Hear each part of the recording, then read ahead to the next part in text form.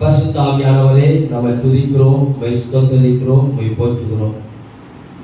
தேவகுமாரனாக இயேசுவே, உம்மை துதிக்கிறோம். இந்த செய்தி பகுதிக்காக நாங்கள் செபிக்கிறோம். ஆண்டவரே, நீர் கொடுக்கிற வார்த்தைகளை தந்திருக்கிறீர்.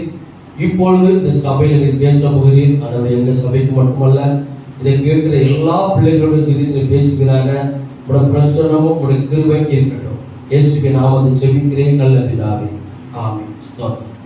கடந்த வாரத்துல நம்ம ஒரு செய்தியை கேட்டோம். தேவனுக்கு கொடுக்கிற காணிக்கை குறித்து கவனமா இருங்கன்னு சொல்லி கடந்த வாரத்தில் நம்ம பிரசங்கித்தோம். அநேக காரியங்களை கர்த்தர் அதை நமக்கு விளக்கி கொடுத்தார். அதே செய்தி தொடர்ச்சி இரண்டாவது பகுதியாக கர்த்தர் நம்ம நினைச்ச போறார் பேச போகிற காணிக்கை என்ன அப்படின்னு சொல்லி கடந்த வாரத்தில் நினைச்சோம். தெளிவா என்ன செஞ்சோம், நம்ம கற்றுக்கொண்டோம். இன்னைக்கு காணிக்கையை யார் கொடுக்கணும், காணிக்கை எப்படி கொடுக்கணும், கர்த்தரோட ஆலயத்துக்கு யார் வெறுங்கையோட வரக்கூடாது, காணிக்கையின் முக்கியத்துவம் என்ன, நீங்க கொடுக்கிற காணிக்கை யார் பார்க்கிறா அப்படிங்கிற ஒரு சில காரியங்கள் குறித்து நம்ம செய்ய போறோம், பார்க்க போறோம். காணிக்கை என்கிறது கிறிஸ்துவ பிள்ளைகள் ரட்சிக்கப்பட்டு ஞானஸ்நானம் எடுத்து அபிஷேகம் பெற்று கர்த்தருக்குள் இருக்கிற கிறிஸ்துவ பிள்ளைகளுக்கும் கர்த்தரோடு இருக்கிற பிள்ளைகளுக்கும் ஒரு முக்கியமான ஒரு காரியம் காணிக்கை. இந்த காணிக்கைய இன்னைக்கு நிறைய பேர் எப்படிலாமோ பயன்படுத்துறாங்க, எப்படிலாமோ பிரசங்கம் பண்ணுகிறாங்க. காணிக்கைக்கு ரொம்ப முக்கியத்துவம் கொடுத்து காணிக்கை வாங்குகிறதுல எப்படி இருக்காங்க இன்னைக்கு நிறைய ஊழியக்காரங்க காணிக்கைக்கே பிரதானமா நினைச்சாங்க இருந்து காணிக்கைக்கு முக்கியத்துவம் கொடுக்கிறாங்க. ஆனா காணிக்கைங்கிறது வேதத்தின்படி ஒரு முக்கியமான ஒரு அம்சம். அப்ப நம்ம இன்னைக்கு பார்க்க போறோம். நம்ம காணிக்கை கொண்டு ஆலயத்துக்கு வரும்போது எப்படி வரக்கூடாதான், வெறும் கையோட நம்ம என்ன செய்யக்கூடாது. என்னைக்கு ஆலயத்துல எந்த பிரேயருக்கு வந்தாலும் நம்ம ஆலயம் வரும்போது காணிக்கை ரொம்ப ரொம்ப முக்கியம். ஏன் காணிக்கை முக்கியம் அப்படின்னு சொன்னா, நமக்கு கர்த்தர் ஒரு வாரமாய் நீங்க கையின் பிரயாசத்தை ஆசீர்வதிக்கிறார்.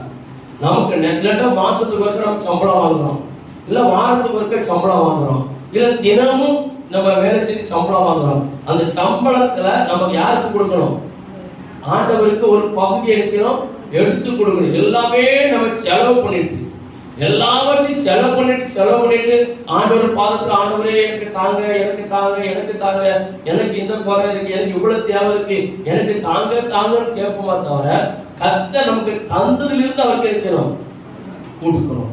இதுதான் காணிக்கைங்கிறது. அப்ப நம்ம ஒரு எடுத்து வசனத்தை எடுத்து வாசிக்கலாம். இன்னைக்கு 2வது பகுதியில 1 நாளாகமம் 14வது அதிகாரம் 29வது வசனம். கர்த்தருக்கு அவருடைய நாமத்துக்குரிய மகிமையை செலுத்தி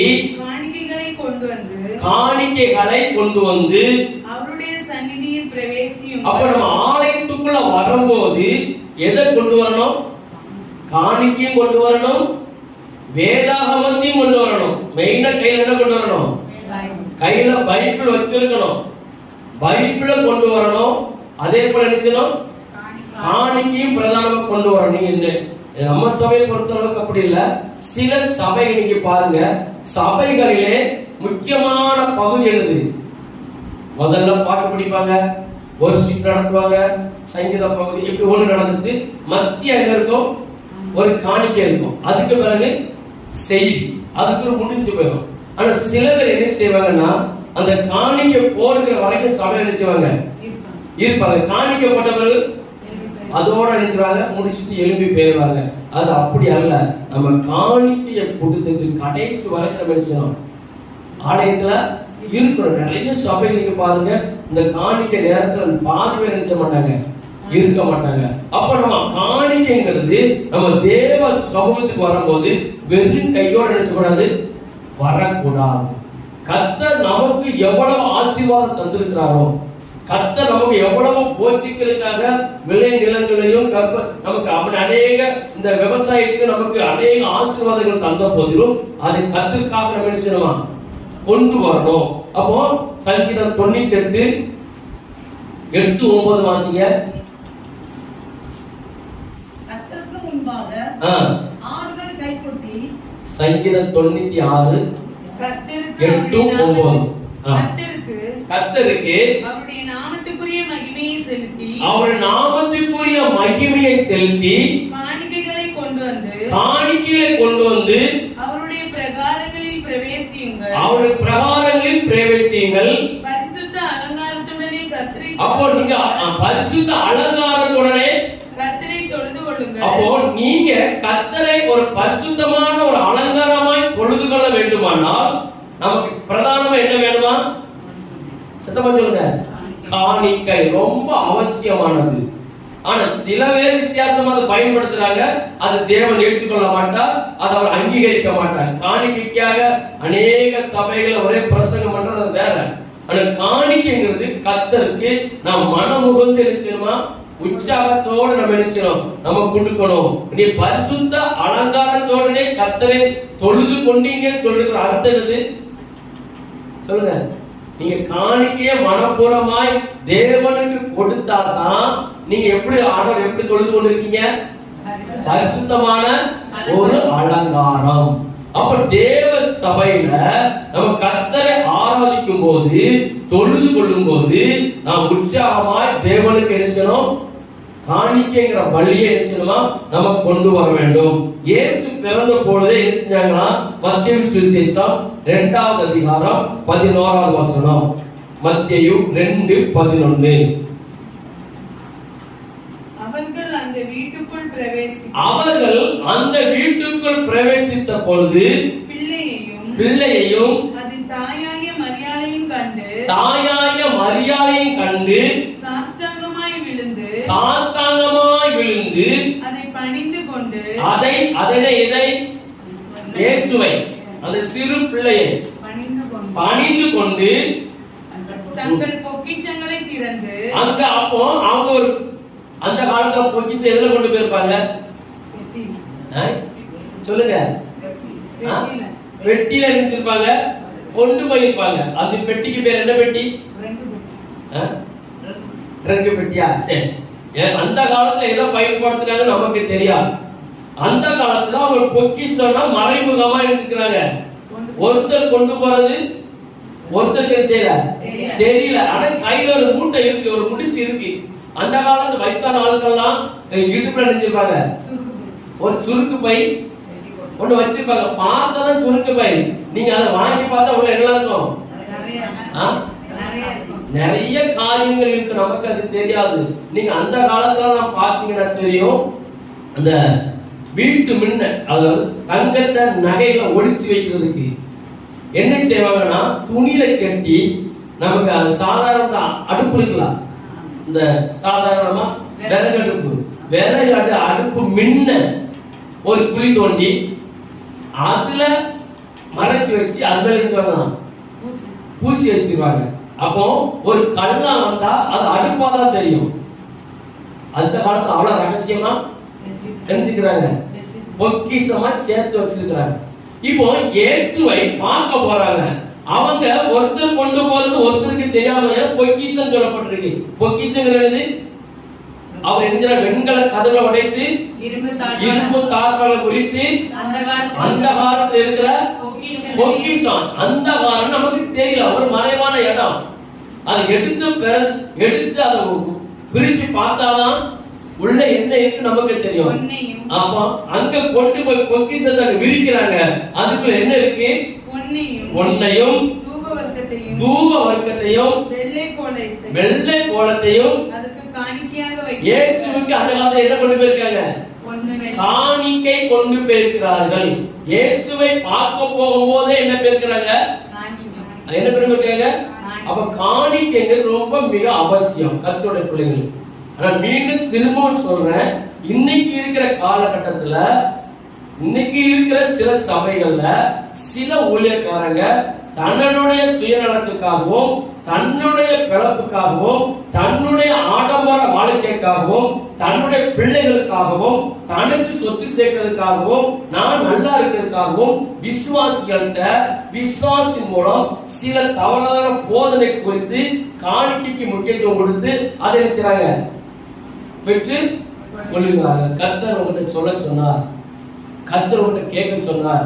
நான் ராத்திரி ஜெபம் பண்ணி கொண்டிருந்தேன், கர்த்தர் எனக்கு தெளிவா பேசினார். அந்த சகோதரி வீட்டுல போய் என்ன செய். இன்னொரு சில காரியங்களுக்கு நான் சொல்றேன், இதை கேட்டுக்கொண்டிருக்கிற எல்லா பிள்ளைகளா இருக்கட்டும். சில ஊழியக்காரங்க குற்றச்சாட்டு சொல்லல, நடக்கிற சம்பவங்களை சொல்றேன். சில ஊழியக்காரங்க விசுவாசி வீட்டுல போய் நகையை வாங்கி கடன் வைக்கிறாங்க. அது என்ன அடகு வைக்கிறாங்க. யார் வீட்டுல? விசுவாசி வீட்டுல போய் எனக்கு 10 பவுனை கொடு, 5 பவுனை கொடுன்னு சொல்லி கலத்தி வாங்கி, அது ஊழியக்காரருடைய தேவைக்காக அவர் அனுப்பிச்சாரு, அடகு வாங்குறாரு. ஆனா அவரை அடைக்க முடியல. என்ன செய்றாங்க? 2 பேருக்கு என்ன வந்தது? ஊழியக்காரனுக்கும் விசுவாசிக்கு என்ன வந்தது? சண்டை. அப்போ இன்னொரு ஊழியக்காரர் நல்ல தெளிவா கேள்விப்பட்டேன். அந்த ஊழியக்காரர் காணிக்கை குறித்து பேசல, ஊழியக்காரர்கள் குறித்து தவறா பேசல, பிசாசு எப்படி கிரியை செய்கிறான்.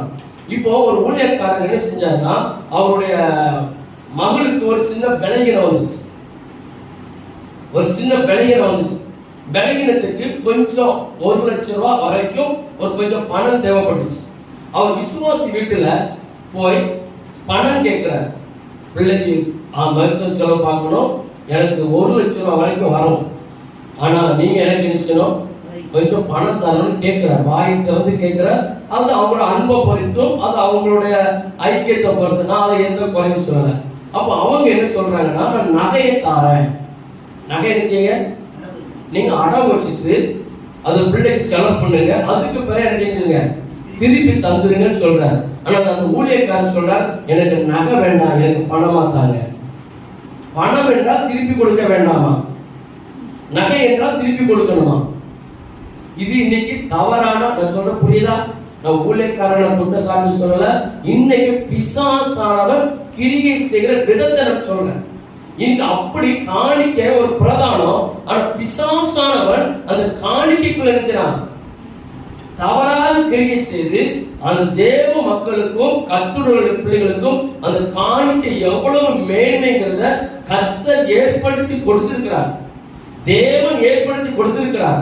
ஆனா பிசாசானவன் இந்த காணிக்கை மூலம் அநேக ஊழியக்காரங்களையும் அநேக விசுவாச பிள்ளைகளும் சிதறடிக்க பண்ணுகிறான், ஒற்றுமையை கெடுக்கிறான், மன சஞ்சலத்தை அதிகமா போடுகிறான். அப்போ காணிக்கைங்கிறது நமக்கு ரொம்ப அவசியம். இயேசுவையே பார்க்க போகும்போது என்ன கொண்டு போனாங்களாம்? பொன்னு, வெள்ளி, பொன்னு, தூப வர்க்கம், வெள்ளை. இதெல்லாம் என்னது? அது இருக்கு. அந்த வெள்ளை போலாம், தூப வர்க்கம் என்னது? வாசனை பொருள். அப்ப அந்த காலத்துல செண்டெல்லாம் எழுதிருக்கு. இப்ப வர செண்டு நாத்தம் பெணநாத்தம் அடிக்கும். அந்த மரண வீட்டுல அடிக்கிற செண்டு தான் போயிடுச்சு. எல்லாரும் சில நேரத்துல செண்டு போட்டா எப்படி இருக்கும்?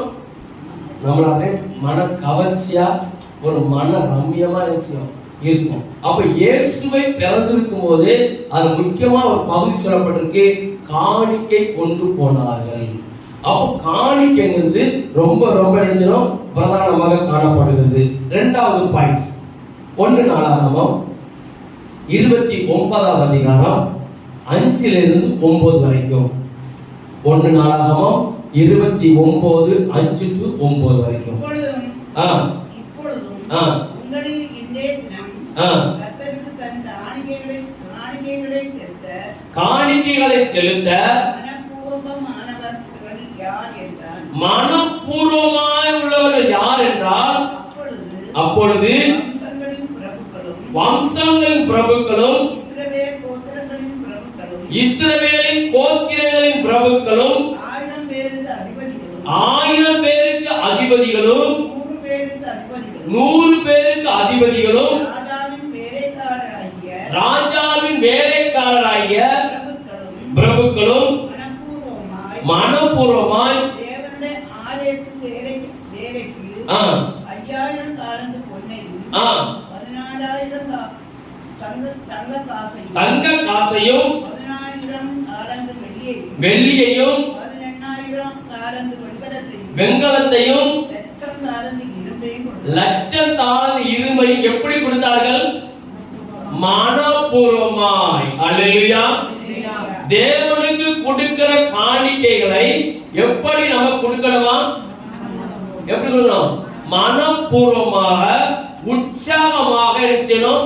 கொடுக்கணும். அது ரொம்ப பிரதானமான ஒரு காரியம். அவங்க எப்படி கொடுத்தாங்க? மத வசந்த வசதி எங்கெல்லாம் கொடுத்தாங்க வேணுமா?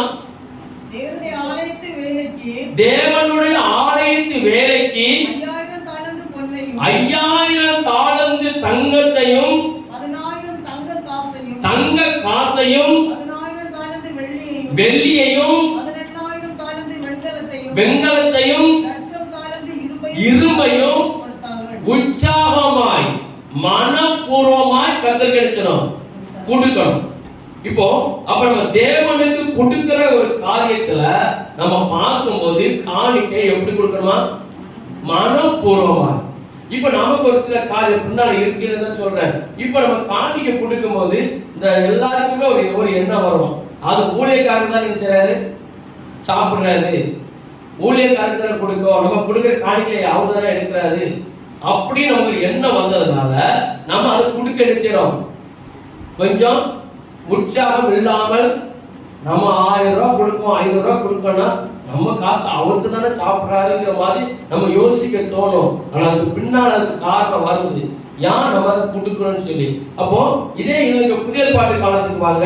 2 கொரிந்தியர் 8வது அதிகாரம் 1 இருந்து 5 வரைக்கும். அன்றியும் சகோதரரே மக்கதோனியா நாட்டு சபைகளுக்கு தேவன் அளித்த கிருபையை உங்களுக்கு அறிவிக்கிறோம். நல்ல கவனிக்கணும். அவர்கள் மிகுந்த உபத்திரவத்தினாலையும் சோதிக்கப்படுகையில் அப்ப மக்கதோனியா நாட்டு சபையில அந்த ஜனங்கள் எப்படி இருக்கிறாங்க? தரித்திரியம், வறுமை, ஏழை, கஷ்டம், சாப்பாட்டுக்கு கூட அவங்க முடியாத ஒரு காலகட்டத்தில் இருக்கும்போது தங்கள் பரிபூர்ண சந்தோஷத்தினாலே மிகுந்த உதாரத்துவமாய் கொடுத்தார்கள். யாரு? மக்கதோனியா நாட்டு சபையில. எப்படி கொடுத்தாங்களா? அவங்களுக்கு என்ன கஷ்டம் இருந்துச்சு? அந்த வசந்தம் மட்டும் வாசிங்க. மிகுந்த உபத்திரவம், பாடு, அவங்க பயங்கர கஷ்டம், பயங்கர நெருக்கத்துல இருக்கிறாங்க. தரித்திரம் சொல்லப்படல, என்ன சொல்லப்பட்டிருக்கு? கொடிய தரித்திரம். அப்படி அர்த்தம்.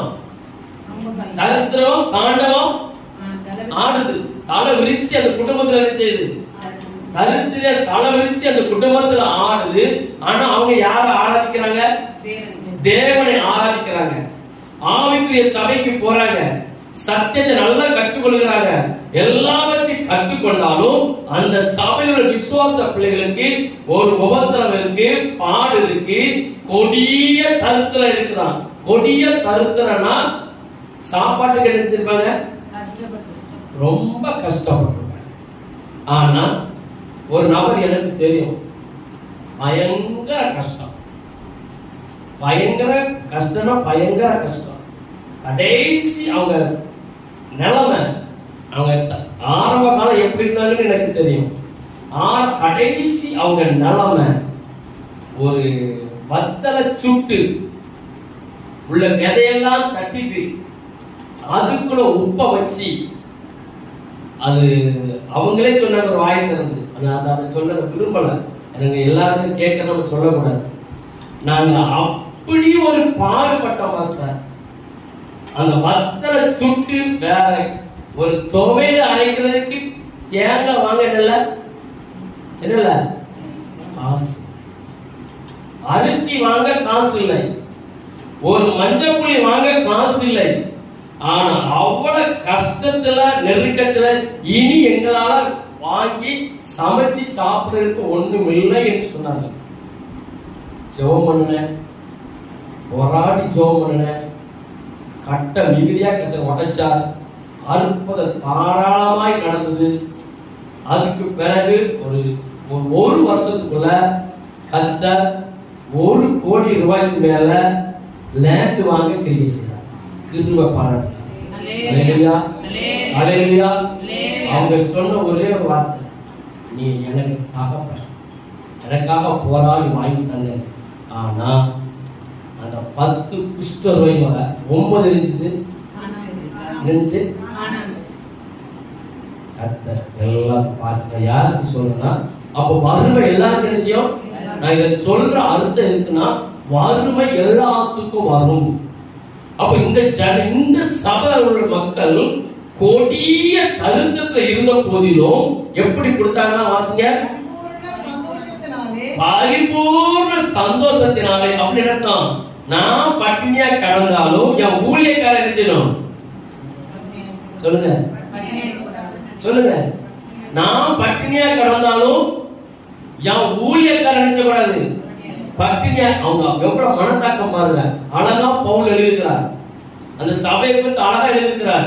அவங்க மிகுந்த கொடிய மன உற்சாகமா என்னன்னா கொடுத்தார்கள். தங்கள் திராணிக்கு தக்கதாக அப்படி அர்த்தம். அப்படி அர்த்தம். இப்போ உங்களுக்கு ஒரு 100 ரூபாய் காணிக்க போட முடிஞ்சு உங்களுக்கு என்ன இருக்கு? ஒரு திராணி இருக்கு, அப்படிதானே?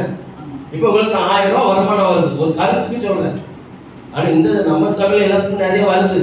நான் எல்லா கால்குலேஷன் போட்டு வச்சிருக்கேன், எல்லாம் நிறைய வருது. ஆனா கத்தருக்கு கொஞ்சம் குடிக்கணும், எனக்கு தெரியும், கத்தருக்கு தெரியும். இல்லாதவங்களுக்கு ஒரு குற்றம் இல்லை. ஆனா நம்ம திராணிக்கு தக்கதாக இப்ப ஒரு 1000 ரூபாய் நமக்கு வருமானம் வரும். நம்ம கத்துக்காக ஒரு 200 ரூபாய் 100 அடிச்சிடும் கூட்டுக்கிறோம். இது என்னது? ஏன்னா அதுக்கு போக 800 ரூபாய்க்கு வீட்டுல இருக்கு, செலவு இருக்கு. நமக்கு நிறைய வீட்டுக்காரிகள் பார்க்க நான் தப்பு சொல்லல. ஆனாலும் தங்க திராணிக்கு எனக்கு இவ்வளவுதான் கொடுக்க முடியும்னு இருந்த போதிலும் அதுக்கு அதிகமாக நினைச்சாங்களா கொடுக்கிறாங்க. அப்போ காணிக்கைங்கிறது அன்னைக்கு இந்த மக்களுடைய நாட்டு சபைகளுக்கு தெளிவா புரிஞ்சு நல்ல கற்றுக் கொடுத்திருக்கிறார். அப்போ நமக்கு ஒரு பிரதானமானதுன்னா எப்படி கொடுக்கணுமா? எப்படி கொடுக்கணும்? சத்தமா சொல்லுங்க, சத்தமா சொல்லுங்க, சத்தமா சொல்லுங்களேன். காணிக்கை வேளாக. அடுத்த வாரம் காணிக்கை பற்றி திறந்து பார்க்கும் போது தெரியணும். அடுத்த வாரம் ஞாயிற்றுக்கிழமை 6 முடிஞ்ச பிறகு காணிக்கை பற்றி திறந்து பார்ப்பேன். இந்த வாரத்தை காத்து 4 மடங்கு கூட கிடக்கும். ஆமென், அல்லேலூயா. போட்டுருவீங்களா? போட்டுருவீங்களா? 2 தலை தான் ஆடுது, மீது தலையை காணும். நான் எதுக்கு இதை சொல்றேன்னா, கர்த்தர் அவ்வளவு ஒரு முக்கியத்துவம் கொடுக்கிறார். அப்ப காணிக்கைங்கிறது நமக்கு வந்து ஒரு முக்கியத்துவமான ஒரு காரியம். சரி, 3வது ஒரு காரியத்தை பார்க்க போறோம். ஏன் காணிக்கைய சபைக்கு ஆலயத்துக்கு கொண்டு வரணும்? 3வது காரியம், கர்த்தரோட ஆலயத்துக்கு ஏன் காணிக்கையை கொண்டு வர வேண்டும்? என்னாகமம் 18வது அதிகாரம் 29வது வசனம் முதல் 31வது வசனம் வரை. என்னாகமம் 18:29 முதல். உங்களுக்கு கொடுக்கப்படுகிற ஒவ்வொரு காணிக்கையிலும் உள்ள உச்சிதமான அந்த காணிக்கை எப்படி இருக்கணுமா? உச்சிதமான அர்த்தம், தரமான. 2வது பரிசுத்தமான பங்கை எல்லாம் கர்த்தருக்கு ஏறெடுத்து படைக்கும். படையில எவ்வளவு கொடுக்கணும்? படையில என்னது? படையல் போடுறது, தாராளமாக நிறைய கொடுக்கிறது. படையல் படையல் மிகுதியா கொடுக்கிறது. ஆதலால் கர்த்தர் சொல்கிறார், நீ அந்த இஸ்ரவேல் ஜனங்களோடு சொல்ல வேண்டியது என்னவென்றால், உச்சிதமானதை ஏறெடுத்து படைக்கும் போது களத்தின் வரத்திலும். அப்போ ஆலயங்கிறது எண்ணெய் பிழிகிற இடம், களங்கிறது விவசாயம் பண்ணி கொண்டு வருகிற இடம். எடுத்து செலுத்துகிறது போல லேவியர் ஊழியக்காரர், லேவியருக்கு எண்ணப்படும். அதை நீங்களும் உங்கள் குடும்பத்தாரும் எவ்விடத்திலும் புசிக்கலாம். ஆசரிப்பு கூடாரத்திலே செய்யும் பணிவிடைக்கு ஈடான உங்கள் சம்பளம். யாருக்கு அந்த சம்பளம் ஒரு வார்த்தை போட்டுருப்பாங்க. அது யாருக்கு கொடுக்கிற, நீங்க யாருக்கு கொடுக்கிற சம்பளம்? லேவியருக்கு, ஊழியக்காரனுக்கு நீங்க கொடுக்கிற சம்பளம். அன்னைக்கு திறந்து பார்த்தா தெரியும். நீங்க ஆராதனைக்கு கத்தருக்கு கொடுத்த காரியம், கத்தருக்கு கொடுத்த காணிக்க. ஆனா அது ஊழியக்காரனுக்கு என்னதான் இருக்கு? சம்பளம். எவ்வளவு சம்பளம் கொடுத்திருக்கீங்கன்னு தெரியும். இன்னைக்கு சாதாரணமா ஒரு கூலி ஆளுக்கு சம்பளம் எவ்வளவு? 1000, 1100 வரைக்கும் வந்தாச்சு.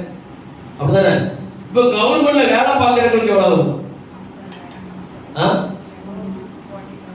மருத்துவத்துறையில வேலை பார்க்கறவங்களுக்கு எவ்வளவு வரும்? டீச்சர்ஸுக்கு எவ்வளவு வரும்? என்ன பாஸ்ட் ஒரு மாதிரி கணக்கு அடிக்காத, எங்கோ போத வண்டி இல்ல. அப்படி ஒவ்வொரு டிபார்ட்மெண்ட்டுக்கு நம்ம பார்ப்போம். ஒவ்வொருத்தருக்கும் கவர்மெண்ட் ஒவ்வொரு டிபார்ட்மெண்ட் எடுத்தது. இப்ப ஐடி கம்பெனில வேலை பார்க்கறதுக்கு அது சம்பளம் இருக்கும். எவ்வளவு இருக்கு? அதெல்லாம் செகண்ட் கணக்கு, நிமிஷம் கணக்குல வந்தாச்சு. இப்போ 1 மணி நேரத்துல இந்த வேலையை முடிச்சு கொடுத்தா உங்களுக்கு இத்தனை 1000 சொல்லி வந்தாச்சு. இப்படி நிறைய நினைச்சு கவர்மெண்ட்டுக்கு அவங்க வேலை பார்க்குற எல்லாத்துக்கும் என்ன கொடுக்குறாங்க? சம்பளம் கொடுக்குறாங்க. பிரைவேட் கம்பெனில வேலை பார்க்கும் போது அந்த ஓனர் இன்ஜினியர் அந்த வேலைக்காரங்களுக்கு சம்பளம் கொடுக்குறாங்க. ஆனா நீங்க கொண்டு வருகிற அந்த காணிக்கைய கர்த்தர் சுகந்த வாசனை ஏற்றுக்கொண்டால் அதை அங்கீகரித்து அங்க அவரு வச்சிருக்கிறதான அநேக புஸ்தகங்கள்ல ஒரு புஸ்தகம் என்னது? நீங்க கொடுக்கிற காணிக்கை அங்க என்ன செய்யப்படும்? அங்க எழுதப்படும். அதை கர்த்தர் சுகந்த வாசனை முகர்ந்துட்டு அதை ஆசீர்வதித்து அங்க ரெக்கார்டிங் பண்ணி வச்சுட்டு ஊழியக்காரனை அதை நீ வழங்கடிச்சுக்க. நீ மனசுனா இருக்கிறதுனால கர்த்தர் எல்லாத்தையும் கரெக்ட் போயிட்டாரு. ஊழியக்காரன் செய்வாரு சொல்லுங்க. இப்ப இருக்கிற பணம் விவசாயம் பண்ணது அப்படியே காணாம போயிட்டு கர்த்தர் எடுத்துட்டாரு. ஊழியக்காரன் செய்வாரு பட்னியா கிடப்பாரு. அதனால கர்த்தர் அதை சுகந்த வாசனை ஏற்றுக்கொண்டு ஊழியக்காரனை கொடுக்கிறாரு. அவன் யாரு? லேவியன். அப்போ நம்ம கொடுக்கிற காணிக்கை ஊழியக்காரனுக்கு என்னது? சம்பளம். முதல்ல அதான் சொல்லுங்க. அப்போ ஊழியக்காரன் சம்பளத்தை நீங்க நினைச்சக்கூடாது. ஒரு வசனம் சொல்லப்பட்டிருக்கு, வஞ்சிக்க கூடாது, ஏமாத்த கூடாது. கரெக்டா சொன்னாங்க. ஊழியக்காரன் சம்பளத்தை நினைச்சக்கூடாது, வஞ்சிக்க கூடாது. அவன் தானே சாப்பிடுறான், அவங்களுக்கு தானே போகுது. இந்த பின்னால ஒரு வசனம் இருக்கு, அப்போ சில காரியங்களை சொல்லித்தாரு.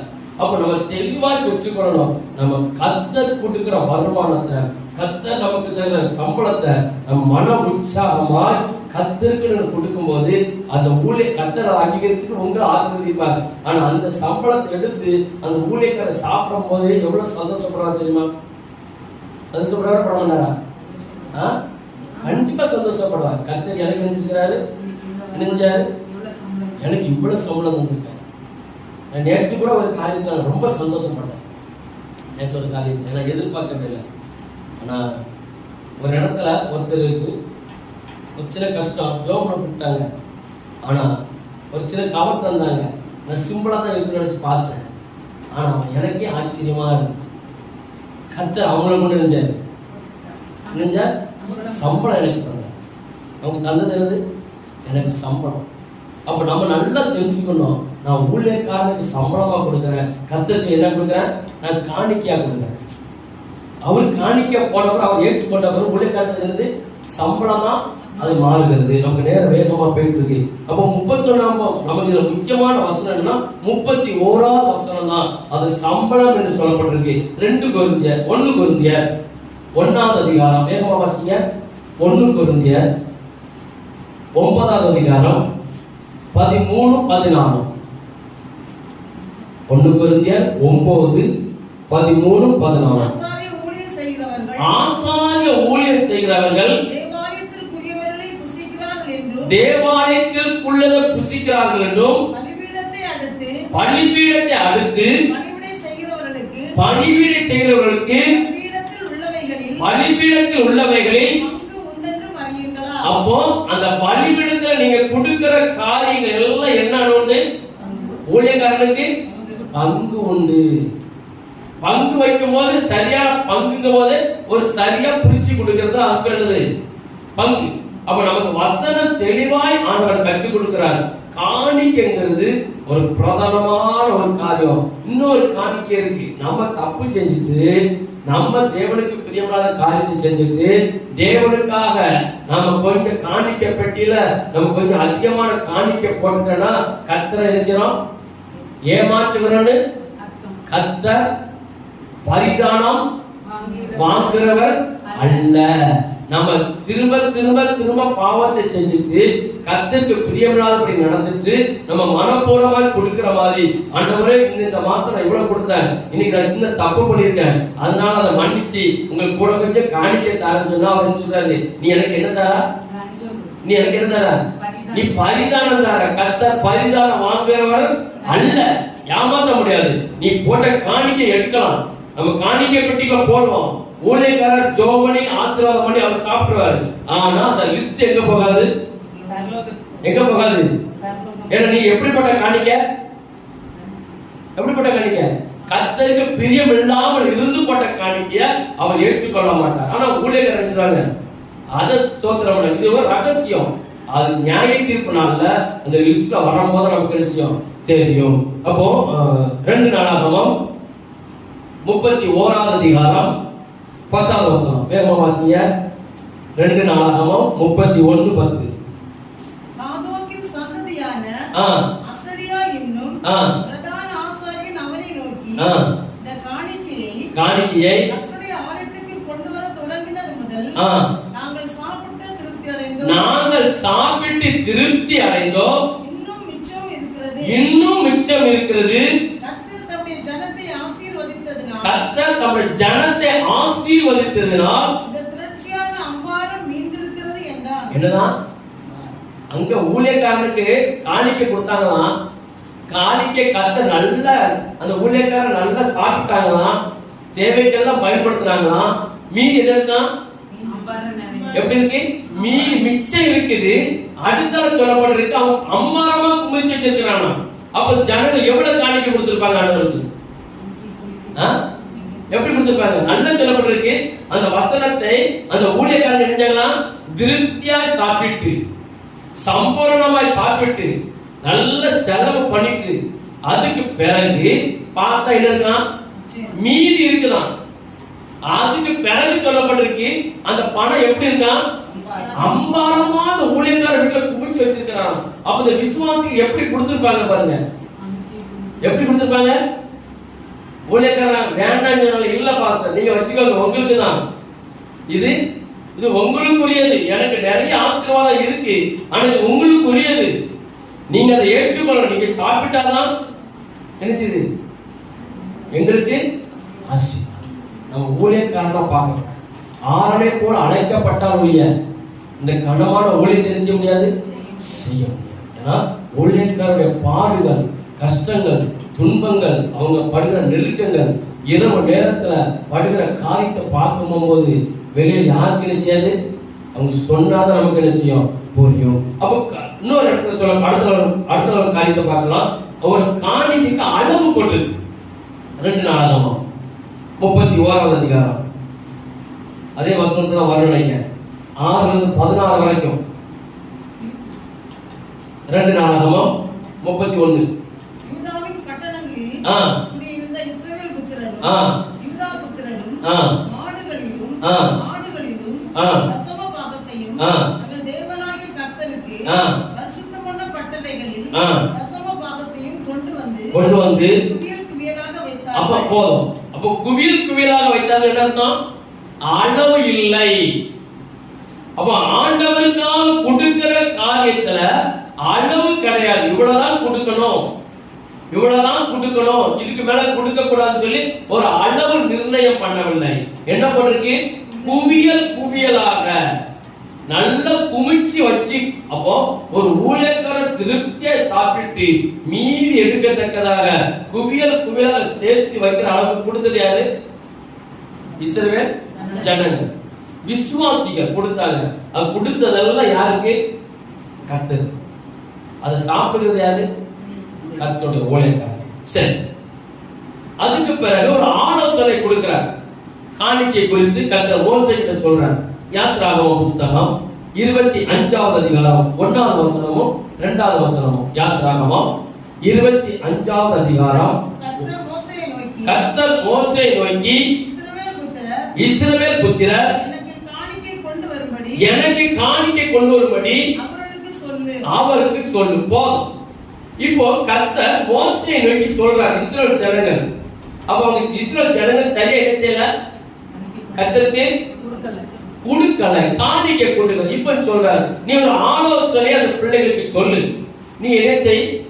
காணிக்கையை சன்னிதானத்துக்கு வரும்போது செய் சொல். இப்போ கர்த்தர் சொல்கிறார், நம்ம சபை பிள்ளைகளுக்கு கர்த்தர் சொல்றார், ஒரு ஆலோசனை சொல்றார். நீ அடுத்த வாரத்துக்கு வரும்போது கர்த்தருக்கு எப்படி கொண்டு வரணுமா? கவுனிங்க, கவுனிங்க. மோசேக்கு கர்த்தர் ஆலோசனை சொல்றார். ஆலோசனை சொல்லு. பிள்ளைகளுக்கு தெரியல, அப்ப காணிக்கை கொடுத்து சரியா தெரியறதுனால நீ என்ன செய்? அவங்களுக்கு நீ சொல்லி கொடு, எப்படி கொண்டு வரணும், எவ்வளவு கொண்டு வரணும், அது எதுக்காக பயன்படுத்துவாங்கன்னு சொல்லி நீ சொல்லி கொடுன்னு சொல்லி கர்த்தர் மோசேக்கிட்ட சொல்றார். அதே போல மோசே சொல்லி கொடுக்கிறார். அப்ப காணிக்கை குறித்து சில காரியங்கள் நமக்கு தெரியாட்டா கர்த்தர் இன்னைக்கு உங்ககிட்ட பேசுறார். என்ன பேசுறார்? காணிக்கைய என்ன செய்யணும்? மனப்பூர்வமா என்ன செய்யுங்க?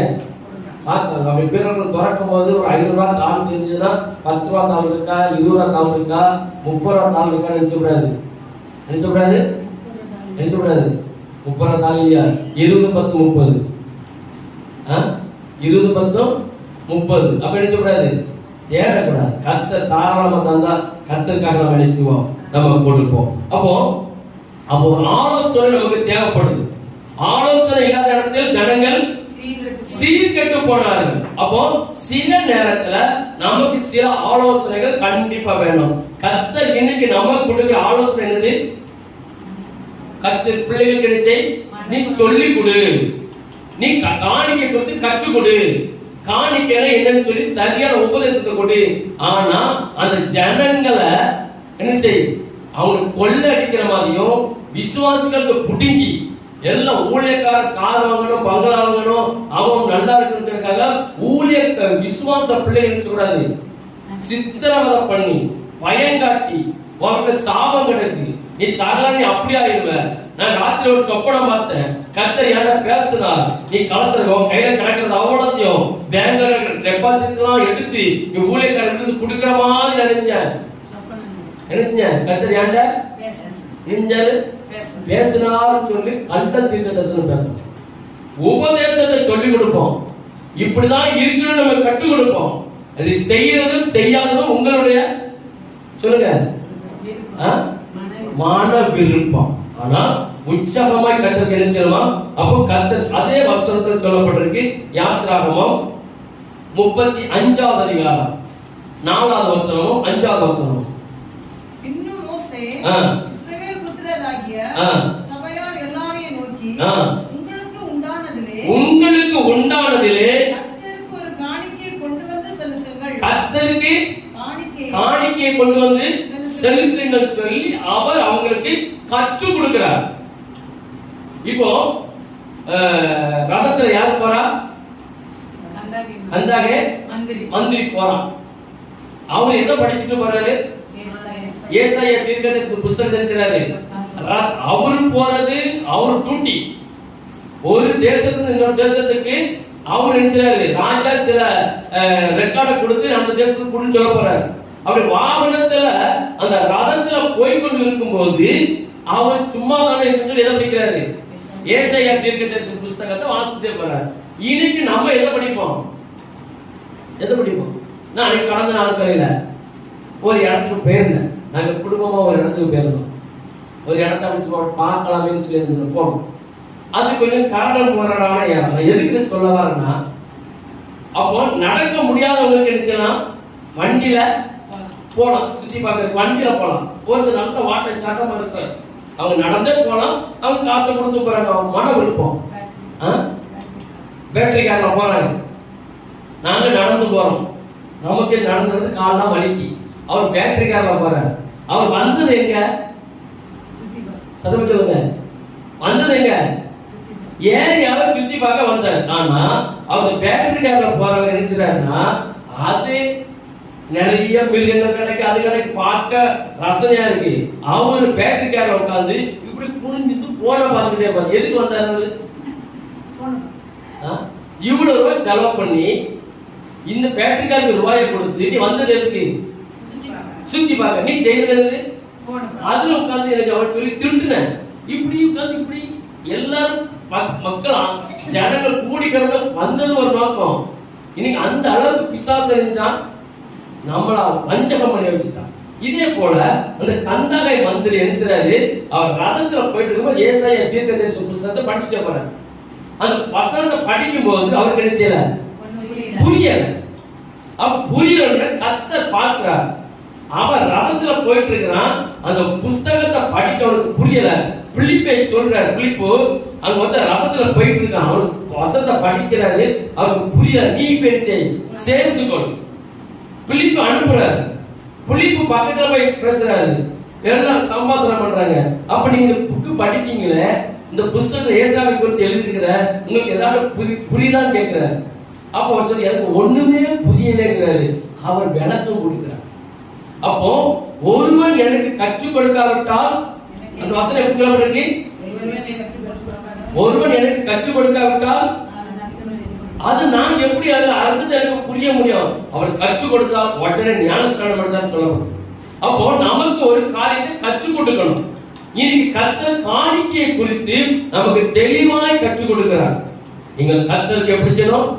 உற்சாகமாய் இருக்கிறதுல நமக்கு மனப்பூர்வமாய் தாராளமாய் ஊழியக்கார திருப்தியை சாப்பிடுற அளவுக்கு உங்கள் வருமானத்துக்கு தகுந்த போல உங்க திராணிக்கு மிஞ்சி நினைச்சீங்க கொடுங்கள் என்று கர்த்தர் சொல்கிறார். இப்போ நம்ம கர்த்தருக்கு காணிக்கை கொடுக்கிறோம். அந்த காணிக்கை கர்த்தர் நினைச்சாரா பார்க்கிறார். எடுத்து வாசிக்க நேரம் முடிச்சு. மார்க்கு சுவிசேஷம் 12வது அதிகாரம் 41வது வசனம் முதல் 44வது வசனம் வரை. மார்க்கு 12 இயேசு தேவாலயத்துல காணிக்கை பெட்டிக்கு எதிராக உட்கார்ந்து ஜனங்கள் காணிக்கை பெட்டியில் பணம் போடுகிறதை பார்த்து கொண்டே இருந்தார். ஐஸ்வர்யவான்கள் அநேகர் அதிகமாய் போட்டார்கள்.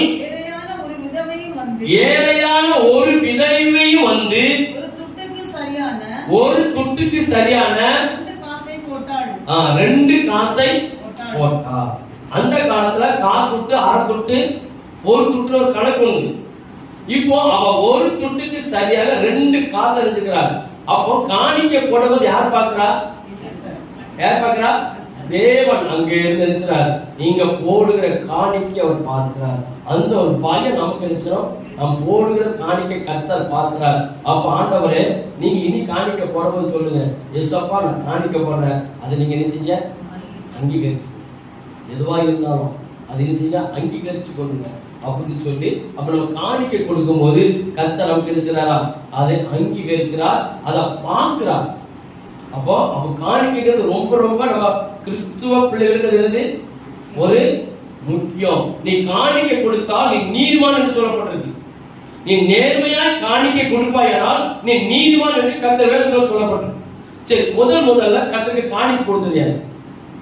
எடுத்து வாசிங்க வேகமா, உங்க நேரம் இல்ல, எல்லாம் சொல்லிட்டேன். ஆதியாகம புத்தகம் 4வது அதிகாரம் 1வது வசனம் முதல் 5வது வசனம்.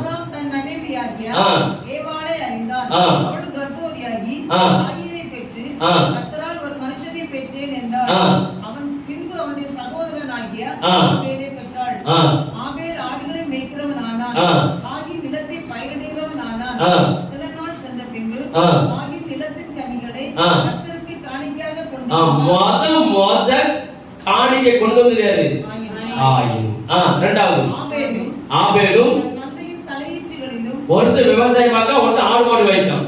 ஒருத்தர் விவசாயத்தை வந்து கத்திரிக்காய் காணிக்கை கொண்டு வரான், ஒருத்தர் அவரோட மந்தையில் நினைச்சாரு காணிக்கை கொண்டு வரார். கொழுமையானவைகளில் கொண்டு வந்தான். ஆபேலையும் அவன் காணிக்கையும் கர்த்தர் அங்கீகரித்தார். அப்ப ஒரே நேரத்துல 2 பேர் காணிக்கை கொண்டு வராங்க, ஒரே தகப்பனுடைய பிள்ளைகள். அப்ப அந்த காணிக்கை கர்த்தர் அங்கீகரிக்கிறார், அங்கீகரிக்கலைன்னு பார்க்கணும். அப்ப நம்ம காணிக்கை கொடுக்கும் போது யாருடைய காணிக்கை போல இருக்கணும்? ஆபேலுடைய காணிக்கை போல இருக்கணும். கர்த்தர் அதை ஏற்றுக்கொள்ளணும். காயினுடைய காணிக்கை கர்த்தர் அங்கீகரிக்கவில்லை, ஏற்றுக்கொள்ளவில்லை. அப்ப முதல்ல கர்த்தர் ஆதாமை படைத்த பின்பு 2 பிள்ளைகள் பிறக்கும் போதே காணிக்கை கர்த்தர் இருக்கிறாரு, உருவாக்கி இருக்கிறார், சட்டத்தை கொடுத்திருக்கிறார். நீ எனக்கு கொடு. நம்ம தேவனுக்கு கொடுக்கணும், அதிகமா கொடுக்கணும். நீங்க ஒரு குறிப்பு மட்டும் சொல்றேன், வசனம் இல்ல, ஒரு சின்ன குறிப்பு. நம்ம பொதுவா எல்லாத்துக்கும் இருக்காங்க சொல்றேன். அப்போ கர்த்தர் நம்ம காணிக்கை அங்கீகரிக்கணும். நம்ம முக்கியமா தெரிந்து கொள்ள வேண்டியது, முதல்ல செய்ய வேண்டியதுன்னா, நான் கர்த்தருக்கு காணிக்கை கொடுக்கிறேன்னு நம்ம நினைக்கணும். அது ஊழியக்காரர்கள் நான் கொடுக்கிற காணிக்கையில தான் சாப்பிடாத நினைக்க கூடாது. 2வது, ஊழியக்காரர் கார் வாங்கி அவங்க கார்ல போறாங்க, நான் கொடுத்த பணத்துல தான் அவங்க கார் வாங்குறாங்கன்னு நினைக்க கூடாது, நம்ம நினைக்க கூடாது. நல்ல ட்ரெஸ் பண்றாங்கன்னா நான் கொடுத்த காணிக்கையில அவர் எப்படி இருக்காரு, ட்ரெஸ் வாங்கியிருக்கிறாரு.